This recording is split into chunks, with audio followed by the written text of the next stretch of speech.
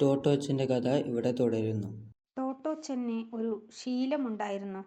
ടോയ്ലറ്റിൽ പോയതിനു ശേഷം അവൾ കുഴിയിലേക്ക് എത്തിവലിഞ്ഞു നോക്കും. തീരെ ചെറിയ കുട്ടിയായിരിക്കുമ്പോൾ തന്നെ അവളിത് ചെയ്യുമായിരുന്നു.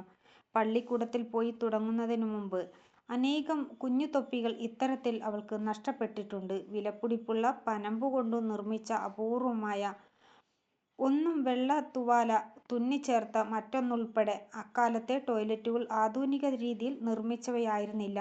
സ്ലാബിനടിയിൽ ഓവുകളോടുകൂടിയ വലിയൊരു കുഴി തയ്യാറാക്കുകയാണ് പതിവ്. ഈ കുഴിയിൽ തൻ്റെ ഹാറ്റുകൾ ഒഴുകി നടക്കുന്നത് അവൾക്ക് കാണാം. ടോയ്ലറ്റ് ഉപയോഗിച്ചു കഴിഞ്ഞാൽ അതിലേക്ക് എത്തിവലിഞ്ഞു നോക്കരുതെന്ന് അമ്മ എപ്പോഴും പറയാറുണ്ടായിരുന്നു. അന്നേ ദിവസം ക്ലാസ് തുടങ്ങുന്നതിനു മുമ്പ് ടോട്ടോച്ചന് ടോയ്ലറ്റിലേക്ക് പോകേണ്ടി വന്നു. അമ്മയുടെ വിലക്ക് അവൾ കോർക്കാൻ കഴിയും മുൻപ് തന്നെ അറിയാതെ താഴേക്ക് നോക്കിപ്പോയി. ആ ഒരു നിമിഷത്തിൽ പേഴ്സിലെ പിടി ഒന്നയഞ്ഞിരിക്കണം. അത് കയ്യിൽ നിന്നും വഴുതി വീണു. വെള്ളം തെറിപ്പിച്ചുകൊണ്ട് കുത്തനെ കുഴിയിലേക്ക്. ഇയ്യോ! താഴെ ഇരുട്ടിലേക്ക് കണ്ണു നട്ട് ഒരപശബ്ദം പുറപ്പെടുവിക്കാനേ അവൾക്ക് കഴിഞ്ഞുള്ളൂ. പക്ഷേ കുത്തിയിരുന്ന് കരയാൻ ടോട്ടോച്ചന് കൂട്ടാക്കിയില്ല. പേഷ് ഉപേക്ഷിക്കാനും അവൾ നേരെ വാച്ചറുടെ ഷെഡിലേക്കോടി. തോട്ടിപ്പണിക്ക് ഉപയോഗിക്കുന്ന ഒരു കൂറ്റൻ മൺവെട്ടി പണിപ്പെട്ടെടുത്തു കൊണ്ടുവന്നു.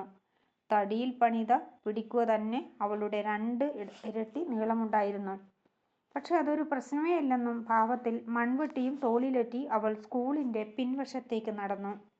ഓവുചാൽ അവസാനിക്കുന്ന സ്ഥലം എത്ര ശ്രമിച്ചിട്ടും അവൾക്ക് കണ്ടുപിടിക്കാനായില്ല. ടോയ്ലറ്റിൻ്റെ പിൻമതിലിന് പുറത്തായിരിക്കും അത് ചെന്നു നിൽക്കുന്നതെന്നായിരുന്നു അവളുടെ ധാരണ. കുറേ നേരത്തെ പരിശ്രമത്തിന് ശേഷം അവൾ അത് കണ്ടെത്തി. അല്പം അകലെയായി കോൺക്രീറ്റിലുള്ള ഒരു ചെറിയ സ്ലാബ്. വളരെ കഷ്ടപ്പെട്ട് അവൾ സ്ലാബ് ഉയർത്തി. താൻ തിരഞ്ഞ സംഭവം തന്നെയാണതെന്നും അവൾക്ക് ബോധ്യമായി. പതുക്കെ തല ഉള്ളിലേക്ക് കടത്തി. അയ്യോ, ഇത് കൂഹൻ ബത്തുക്കോസിൻ്റെ ത്രോ ടോട്ടോച്ചൻ അറിയാതെ പറഞ്ഞുപോയി. അവൾ പണി ആരംഭിച്ചു. ആദ്യം പേഴ്സ് കണ്ടേക്കുമെന്നും അവൾക്ക് തോന്നിയ ഭാഗത്തു നിന്നും അഴുക്ക് കുറേശ്ശെ കോരി മാറ്റാൻ തുടങ്ങി.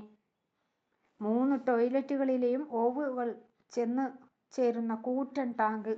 ഇരുട്ടു നിറഞ്ഞതും ആഴമേറിയതും. ടോട്ടോച്ചൻ്റെ കുഞ്ഞു തല അപകടകരമാംവിധം ദ്വാരത്തിനുള്ളിലേക്കായിരുന്നു. അവൾക്കുള്ളിൽ വീണുപോകാൻ തന്നെ ഇടയുണ്ട്. കുറെ കൂടി സുരക്ഷിതമായ സ്ഥാനത്തായിരുന്നെങ്കിൽ കുറേശ്ശെ കോരുക മാത്രമേ നിർവാഹമുള്ളൂ എന്ന് അവൾക്ക് മനസ്സിലായി. ഉള്ളിലുള്ള പദാർത്ഥങ്ങൾ കോരിയെടുത്ത് അവൾ ദ്വാരത്തിന് ചുറ്റുമായി നിക്ഷേപിച്ചുകൊണ്ടിരുന്നു.